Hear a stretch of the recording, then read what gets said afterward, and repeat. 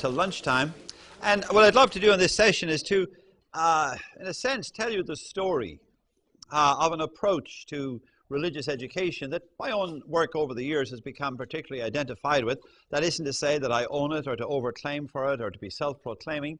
It has been picked up in all kinds of places and parts of the world. I think at least some of the commentators who wrote the review of the General Catechetical Directory said, well, obviously the ghostwriter of the General Directory had read Groom. And I think that's probably true. And I don't know who the ghostwriter was, but there's phrases in there that are directly out of my own work. It would be just very coincidental if they were just simply reinventing. So I do think there's a way in which this approach has become a kind of a common commitment in the documents of our church, and especially in that General Catechetical Directory. It also has been used widely in other cultures. The RCIA process in this country is a prime example of one adaptation of it, because when the RCIA, when the catechumenate document came from Rome, it didn't have a pedagogy. It had a list of the liturgical rites and rituals to put people through, but not a pedagogy for it. And it has been picked up in Australia and in other in Europe, in Asian cultures as well. Christian religious education. My first book has sold more copies in Korean than it has in English, and it sold over 100,000 copies in English. So I'm not over-proclaiming or self-proclaiming for it. I'm just simply saying this is not an idiosyncratic approach. It has become, for many people, certainly in grade school catechesis, it has become somewhat standardized. I was the primary author of two grade school curricula published by William H. Sadleir, the God With Us series and then the Coming to Faith series. I'm not the author of their current series, so it was a very common approach, and lots of other grade school curricula picked it up. I'm not sure how widely it got picked up in high schools. But I'm saying all of that as not to overclaim for it, but simply to make the point that it's not an idiosyncratic or a peculiar approach. I think in many ways it's the approach that most of us use when we learn something that makes a difference in our lives. And the sources for it, really, the sources by which I came to it, I would have to say that story of the road to Emmaus has been paradigmatic for me. And the whole approach that stranger takes. Also, this text, I stumbled across it in seminary, in an old Irish seminary 40 years ago, that the greatest heresy of our time is this gap between faith and life. And I had this deep commitment and sense that, hey, bringing faith and life together is definitely what I want my life to be about, but what I want catechesis and religious education to be about. The other primary influence on it was the blessing I had in my life to work somewhat with Paulo Freire, the great Brazilian educator. And Freire tells a story, because I heard him tell it, and then I did some work with him, and then I was privileged to teach with him a number of times at Boston College, etc. Became very familiar with his work. But he told a story, I remember one night at a seminar at Union Theological Seminary, of where he stumbled on his original insight. He was involved, and this is somewhat relevant, I think, this is why I'm repeating it. Briefly, he was involved in a literacy program in Brazil, because in Brazil at the time, franchise depended on literacy. In other words, you couldn't vote if you couldn't read. It was one of the ways that the oligarchies had of keeping people from voting. So it was a political move. It was a political strategy to give people literacy. And he was involved in a student group at the university. He was studying to be a lawyer, never trained as an educator. He was at the law school in Recife and decided to join a group of students who were going up into the Andes, up into the mountains, to teach some of the native peoples how to read. And he was doing a very traditional mode of literacy with them. And we all learn to read this way. The dog has a tail, see John run, Jane fell down. Inane, meaningless, non-reflective sentences that Freire would say, can give people the skill of literacy, but not the politics of literacy. It enables them to read a page, but doesn't enable them to read life, to read the world. And this particular evening, he went into a village, and there was a crisis in the village around water, because it was the dry season was starting, and the landlord, for whom the peasants worked, had decreed that the cattle should be watered before the people could draw water. There was a river there was a pool that came up out of a well of fresh water, and they would bring the cattle down and water the cattle in the morning before they could draw water themselves. And of course, this was a real health hazard because they went in and muddied the waters and so on. And Freire arrived in the village, and he'd been there many times before. He was a kind of a weekly circuit that he rode from one village to another. And when he went there, they told him the crisis, and he was sad for them, etc. And then he went to his little room or wherever, school room that he was where the program was being held. And that evening, he came across a sentence in the reader that they were using. It was in Spanish, of course, or Portuguese. You know, John fell down. The dog has a tail. The water's in the well. See, whatever. But suddenly, the phrase "the water's in the well" jumped out at him, and he just knew that he could not possibly teach them to read that text without getting them to read their own realidad as well, to read their own reality. And so he recrafted a different reader for that night. The water is in the well. Who owns the well? The master thinks he owns the well. Who should own the well? The people should own the well. Why do cattle drink before people? What will we do about this? And he had a totally different literacy lesson that evening. People were involved, were getting excited, were hanging in there, were learning the words. People who had been in literacy programs for 10 years and hadn't learned to read were suddenly learning to read because it was about their lives, because he connected with a generative theme of their lives. And then he continued, and people learned to read in 4 and 5 weeks, as I said, and he had told us, he said some of them had been in these programs for 10 years and couldn't read. And they suddenly learned to read in 4 or 5 weeks because it was about their own reality. So he went on not to run. He doesn't write readers, and Lord rest him, he's gone home to God now. He's a very devout Catholic Christian, but it was just a way of saying he shifted, and he would say he shifted from a purely theoretical to a praxis way of knowing. There's no dichotomy between them at all, nor is there any, nor should there be. The praxis informs theory. There's nothing more practical than good theory, and there's nothing more theoretical than good practice. So don't dichotomize those at all, but it was just a shift in his own episteme, in his own way of knowing and enabling people to come to know. And I put up my hand that night and I said, Paulo, how would you do this in religious education? He said, how do I know? That is your question, Tom. You must answer that yourself. So anyway, in many ways, the rest is history, as the saying goes. It's bringing life to faith.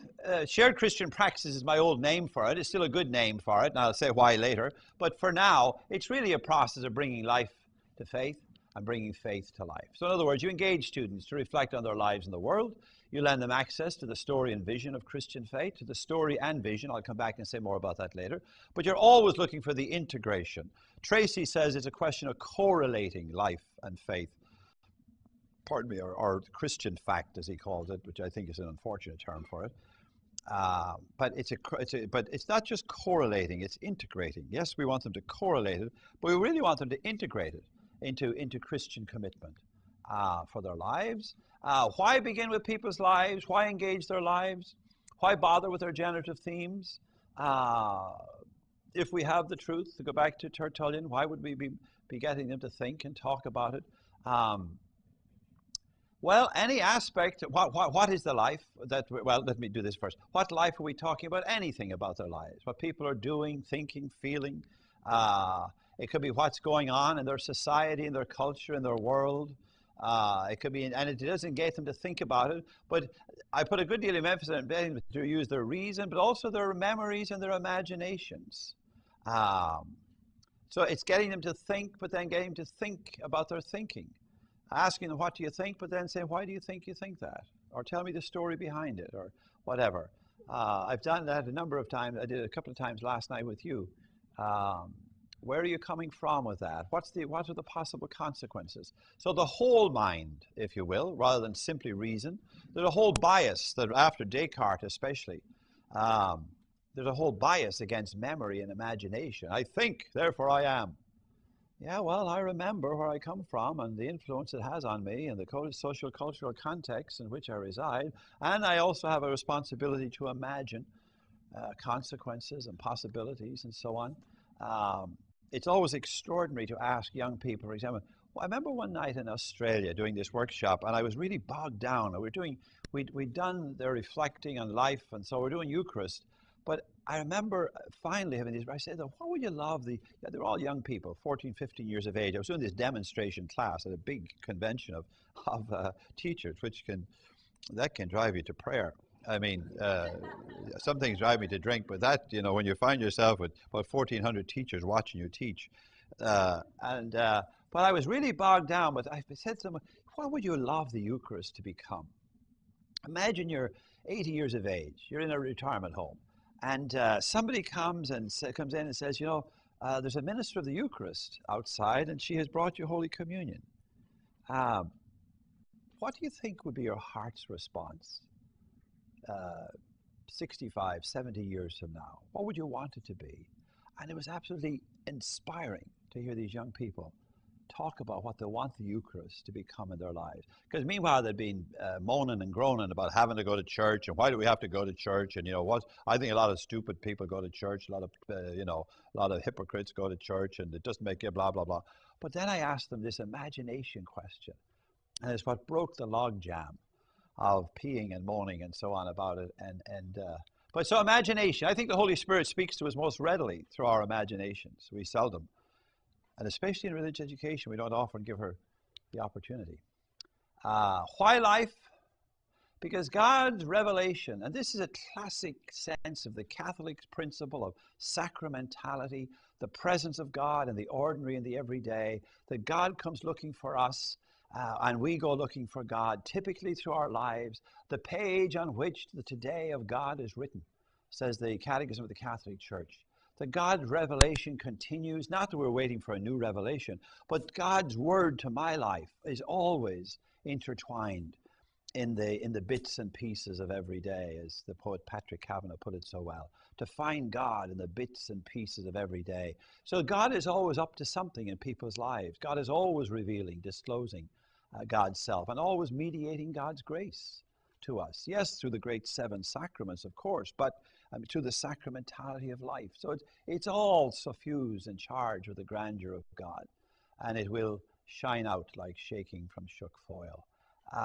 The poets are the ones who have known this best, but it's lovely to see the Catechism say it, that God's revelation unfolds for us.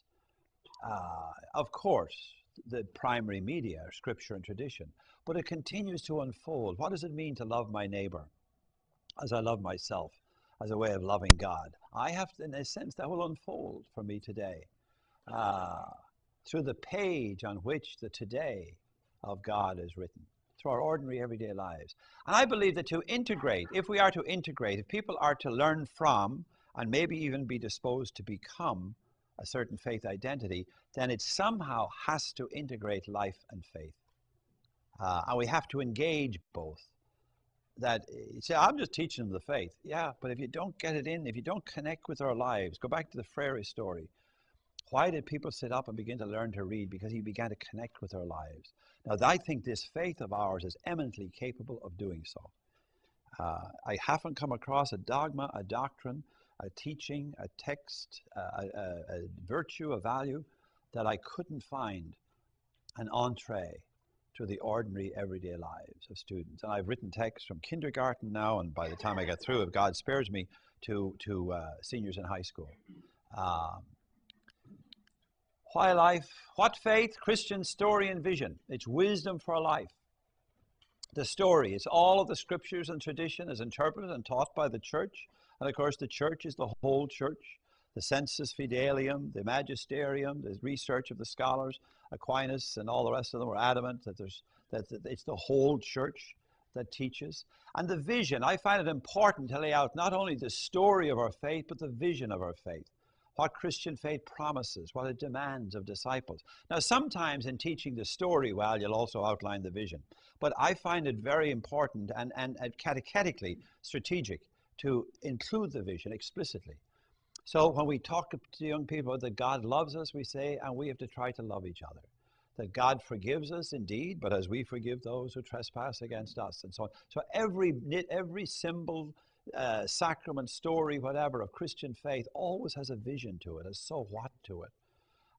You teach the story of Exodus, and you tell it well, and you know the plagues and the Pharaoh and Moses and the call and the Passover, etc.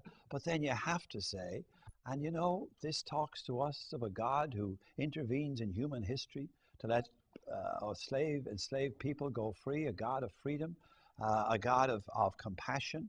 Uh, and what does this mean for us in our time? What are the exoduses that we have to empower and facilitate and encourage in our lives? And what are the hopes it gives us? And what can we do about it? And so on. That if you don't, you're always teaching, to me, you're always teaching for practical wisdom, for spiritual wisdom. And it was interesting, the priest's sermon last night, I thought was a good example of somebody laying out, he'd interpret a verse, and they said, "But when have you done that now? When have you called out to God for mercy?" But I found it very effective. It was a little late, and I was tired, etc. So I wasn't a prime candidate for a lengthy sermon. But he was doing something that you don't often see done in sermons, that it connects with people's lives. I went to Mass one Sunday, about not too long ago, well, a couple of years ago now. One weekend I went twice in my home parish because I was a lector at one and a friend was getting a baby baptized at the other. But it was fascinating to see the difference in the sermon. The text was the text from Matthew 10, I believe it is, "Come to me, all you who labor and are heavy burdened, and I will give you rest." Now, one preacher began his sermon by saying, in today's gospel reading, we have this interesting pericope from the Matthew tradition, and this, "Come to me, all you who labor and are heavy burdened, and I will give you rest. Learn from me, I will take my yoke upon you." Now, of course, in the world of the time, a yoke meant, and he went on, he explained what a yoke was, but what did it do, and maybe it was the law, and maybe... So he did a wonderful exegesis of the text, and was quite learned about it. But you have a great view when you're a lector because you're up at the thing. So but you can see people literally after about 3 minutes, beginning to and looking for a bulletin or looking for a thing, or he lost them. The second preacher the next day stood up and he said, "Did anybody come here this morning with a burden? Hands up anybody who brought a burden to church today." Well, every hand in the place. Any kind of a burden, big one, little one, anybody here with a burden? Every hand went up. Well, already he's preaching because you think, well, my God, we all have burdens, And then what kind of burdens did you bring? And what kind of burdens did I bring? And where did I get them? And who put them on me? And are they real? And how will I carry them? He went on talking. Well, you could literally see people sitting up and beginning to listen because they were saying, this is it. This could be about my life. This could be helpful. This could be useful. He was engaging them. You'll teach nothing unless you get people's interest. Oh, you'll teach them about stuff. But if you ever wanted to go to their hearts and hands, you'll have to get their interest. You'll have to engage their lives. And it is possible. And then he did get to a scripture exegesis in the middle, where he talked about how Jesus could help us to carry our burdens and so on. And can we turn to Jesus with our burdens? And what will he say? He'll probably say to you, "Take up your cross and follow me." In other words, he won't do it for you. He will carry it with you and enable you to carry it yourself. And then he went back to, and most sermons, if you listen to them, I'm wasting your time now talking about preaching, that's not our particular interest, but most sermons coming near the end, they come into what I call the salad time. Let us be nice, let us be good, I also want to say lettuce and tomato, but this kind of pious encouragement. But this guy went back and said, "Well, I don't know what you're going to do about your burdens this coming week, but I know what I'm going to do. I have a couple that I'm carrying that I need to get rid of. Now, one of them is not real. It's my own imagination. But I can't do that by myself. So I'm going to ask Jesus for the grace that I need to do that." Maybe you could too. Yeah, there's a couple of people who are carrying heavy burdens, and I know what I'm going to do this week. I'm going to reach out to them. Now, how about you? Anybody in your life that's carrying burdens that you could reach out? So it brought us back to life again. Now, I will admit he was one of my former students, but nonetheless. Anyhow, it is possible. Your own teaching, how do you try to integrate life and faith? What effective approaches have you found? Take your pen and pencil for a moment. Think about it. I bet you do it and do it very well. But could you do it more consistently, more deliberately? Is your big concern to get the stuff covered? Of course, that's what we do when we cover it. We don't discover it or uncover it, we cover it very often. So don't get the stuff covered. So how do you go about this integrating of life and faith in your teaching approach? As we haven't heard yet, if somebody, we welcome the old voices, of course, but we give a chance to the... One of the approaches given here was just a series of newspaper articles that are kept in a file that when it seems like it's relevant, you bring that out.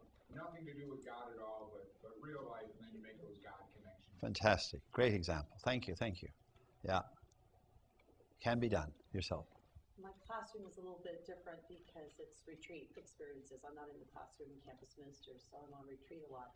And one of the things I have found helpful is when I hear the student that says, well, I don't believe in God, is I will say, it's not really a question, it's more of a statement, but an invitation to them to talk. I'll say, tell me about the God you don't believe in. Yes. And as they begin to tell that story of the God they don't believe in, often it comes from a woundedness. Mm-hmm. There's been some pain in their life that's caused that feeling and that avowed disbelief. And when you can sit with them in that woundedness and touch that woundedness and give them a sacred space to talk about the woundedness, yes. There's a whole new connection that begins to happen between that life of that experience of pain and of faith. Yeah, marvelous. Great example. Yes, marvelous. Thank you. And a great question is, say, tell me the God you don't believe in. And of course, pretty soon you'll know that you don't believe in that God either. You wouldn't blame them for rejecting that God.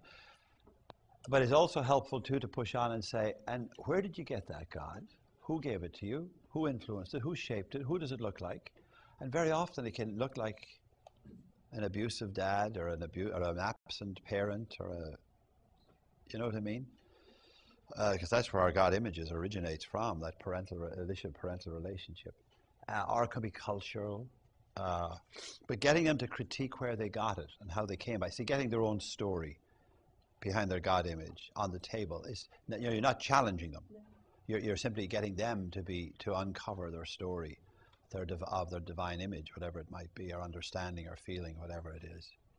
And a great question to ask them as well, I've often asked young people, how do you think God feels about the image that you have of God? Do you think God is happy with it? And they'll all say, oh yeah, no, probably not, no. Especially when they're that judgmental, watchdog, negative imaging of God. And then you see, you have great stories to tell. Because you can say, this is a tremendous story. Let's take a look at it together. You open I'll give you a Bible, I'll take a Bible. Let's walk through this prodigal son story.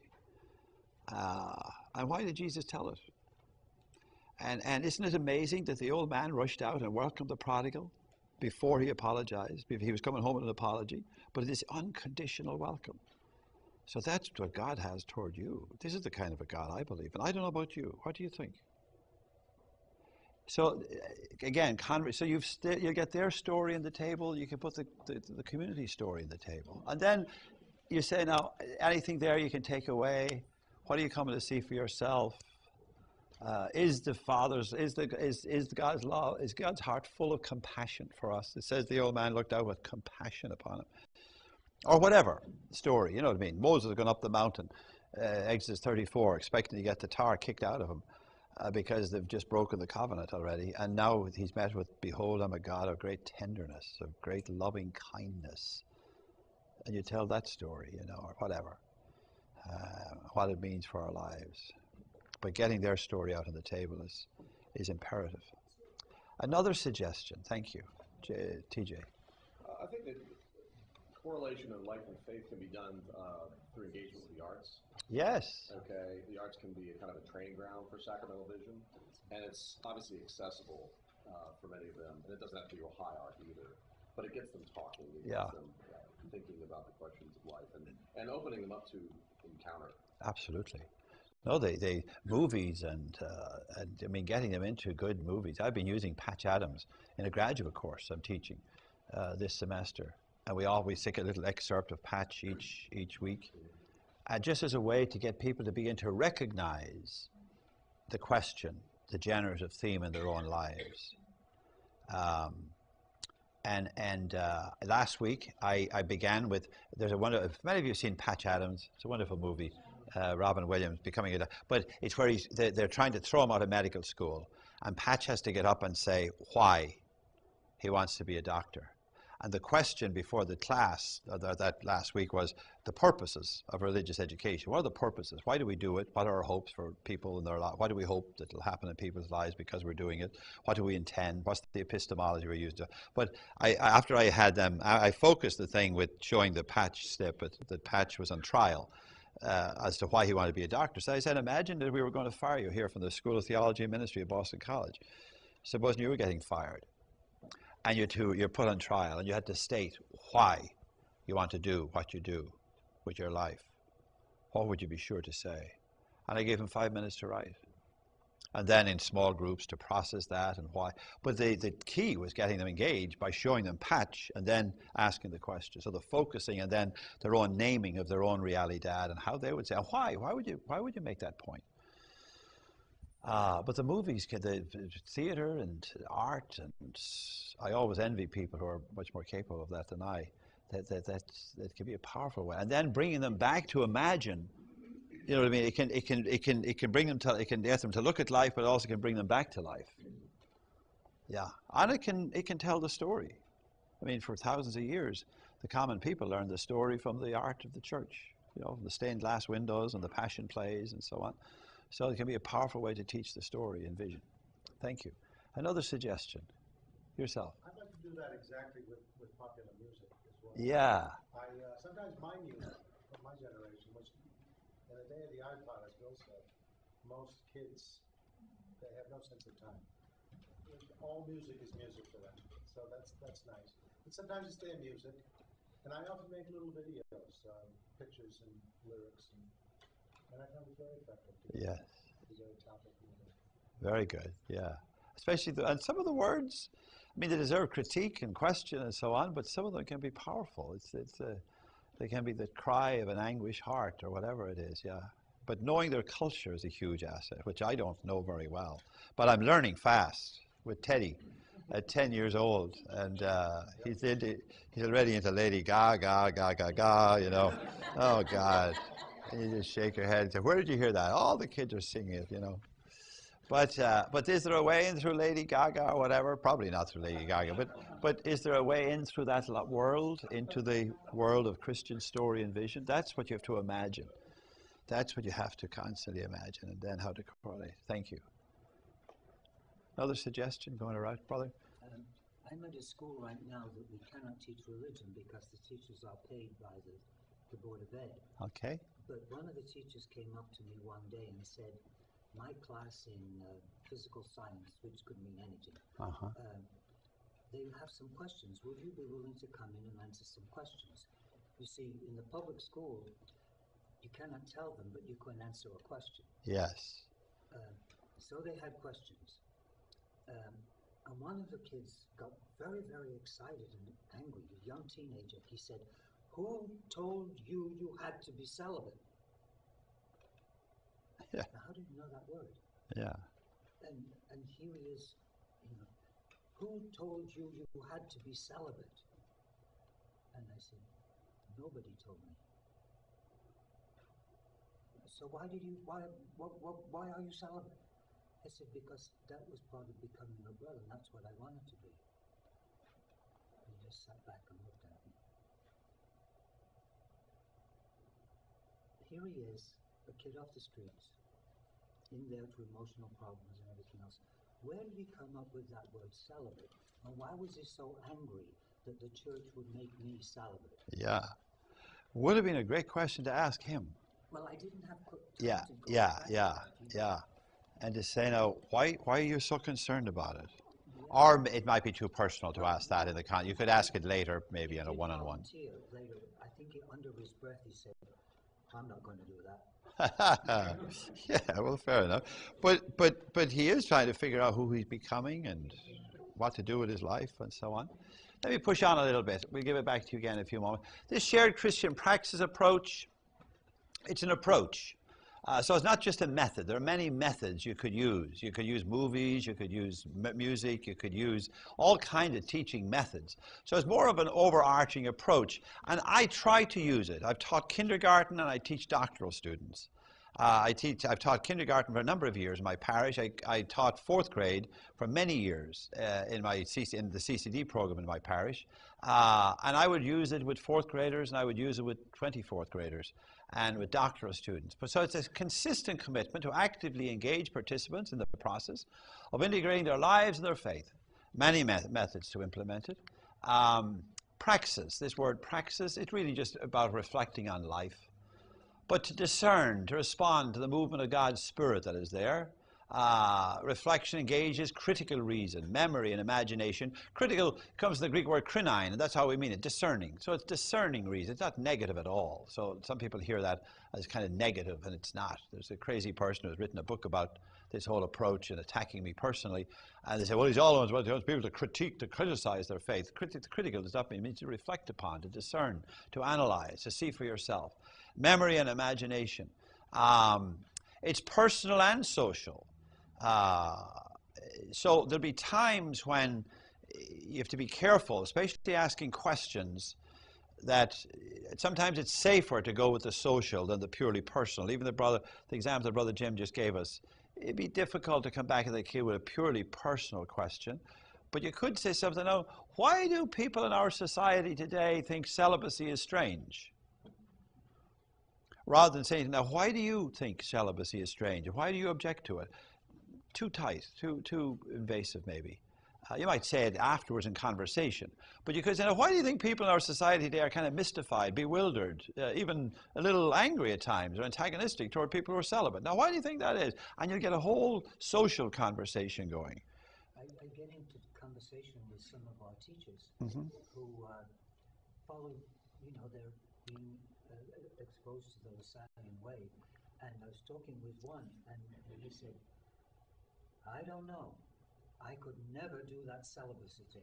Yeah. Although he's saving kids left, right, and center. Fair enough. Well, it's not a requirement. You said you didn't have to. Yeah. You don't have to. That was, I can't go all the way with Lassalian. Sure. But and also anyone who thinks that the non-celibate life is easy has never been married for very long. So, and as somebody who has tried both, I have my days when I'd love to go back to the celibate life, but we won't go there. There are days when, so that, when we say, oh, let priests get married, you haven't been married if you think that's a solution to some problem. But I do think it's a good idea, by the way, to have married people as priests. But the personal, so I remember one night in the Bronx years ago, figuring out, I was doing reconciliation. And I began by asking them, their own sense of the need for reconciliation in their lives. Was there a need? And then I wanted to ask about, well, what is your attitude toward confession? And of course I couldn't. So I said, what do you think is the typical Catholic attitude toward this old sacrament that we call confession? What do you think is well, of course they all start talking, oh my God. So you got all kinds of comments then. But if I'd said, now, what is your attitude toward confession? Nobody would speak, nor should they, nor should I ask it. And yet, when they do share their social sense of it, they'll be very often giving their personal sense as well. So it's something to keep in mind. You attend to the mind and to the soul, to the culture, to the society. You're getting into the deep heart's core of people, into their thoughts and you ask them, what do you think about that? How do you feel about that? Where are you coming from? What are the implications? Who's influencing you? What are you coming to see for yourself? There's a power to this critical reason that you ask them to think, but then you say, why do you think that? Now, but you mightn't ask it that way, because that could be heard to think, they could hear it as if you're asking them to defend their position, but you don't ask them to defend their position. You must say, well, tell me a little bit behind that now. Who shaped your image of God? Like, where did you get that God? I'd be fascinated to know. Well, of course you would, but you really think that they'd be fascinated to know themselves. So the cultural and the contextuality of our knowing is a very much a part of you honor that in this approach as well. The Christian, it's all the symbols of Christian story and vision, what it promises, what it demands of disciples. The key is to uncover, to lend access to the spiritual wisdom mediated through Christian story, what it means for our lives now. This is really what we're after, the spiritual wisdom for a life. And when you look at the biblical word, why did they want? It's very clear that the people of God were to teach. Be earnestly on your guard, never to forget. what your eyes have seen. Never let it slip from your memory as long as you live, but teach it to your children, to your children's children. Deuteronomy 4, verse 7 or 8. Moses saying, you've got to teach it, you've got to hand it on. But why, to what end, is very clear from the Hebrew Scriptures, it's clear from the New Testament. It was to bring people into a spiritual wisdom, into a faithfulness to the covenant, into living well. Not so that they would just know about it, but that it would make a real difference to who they become, to how they live as a people of God. So that's what we're after with this. Now, the scholarship is imperative and has to be, spiritual wisdom arises, but wisdom reaches beyond scholarship, reaches beyond knowing about, to what it means for us and for lives now. The shared aspect, it's a communal, relational, conversational approach. That doesn't mean you can't teach. We often think that, oh, well, do we have discussions or do I teach? No. Why don't you do both? Conversation and participation. Hopefully our times together, brief as they are, have somewhat modeled both. And you can make presentations that are also invitations. A presentation can tell people what to think and how to think it, or a presentation can invite people to think for themselves, give them great resources by which to think, make suggestions by all means. So there is a conversational way of making presentation. It's a give and take with oneself, with others, with the present and past of our community, and ultimately, of course, it's with God. The movements of a shared Christian practice approach. Let me lay these out very briefly, and I'll give a couple of examples and then see what sense this might be making for you. You can imagine a life to faith to life approach as a focusing activity, and then 5 pedagogical movements or commitments. Now, some people make them into 3, and that's fine. And this text we're working with has all 5, but very often it looks like only 3 because there's 3 big major headings. But the focusing activity is to get people involved, to get people engaged. The focusing act is to engage people in a real life or a real faith theme or symbol. Then movement 1, beginning with people's life, invite people to expression around the theme or symbol, whatever the theme or symbol might be. I'll give examples in a moment. And then you also encourage their sharing and their reflecting together. I call it movement 2, but of course movement 1 and 2 often take place at the same time. They go back and forth. You ask them what they're thinking, you ask them why they're thinking it, how they're feeling, why they're feeling. So it all gets mixed up together. So I'm just laying it out to make it explicit, but don't belabor these movements. And it's not a question of you get movement 1 done, and then movement 2, and then movement 3, and then movement 4, but then somebody says something that should be said at movement 2, and you should say, oh, no, you're late. There's no. So in other words, this system is made for the people. The people are not made for this system. But I'm just laying them out to make them kind of explicit. But you get them to look at their lives and to name what's going on around the symbol or theme. You get them to reflect on it, to probe it, to analyze it. You give them access to story and vision of Christian faith as pertinent to the theme, the symbol, the group, the context, etc. But then moving back to life again, remember those 2 characters on the road. It was at the table where they see for themselves, encourage their appropriation, their integration, making it their own, seeing for themselves. And of course, there's always the invitation to decision for a faith that is lived, living, life-giving. And these movements, I often begin with movement 3 for 5 or 6 minutes, or sometimes 10 minutes, or if you go back over your notes, which you will receive, you'll see that sometimes I took too long with this. You can feel free to critique that. But in a sense, I'm trying to get the thing on the table. And then I asked you a movement 1 and 2 question, and we'll come back in a moment, of course, to ask you a movement 4 and 5 question. What did you learn in school today, and what are you going to do with it? But they get all mixed up, and I often begin with a little of movement 3. I was doing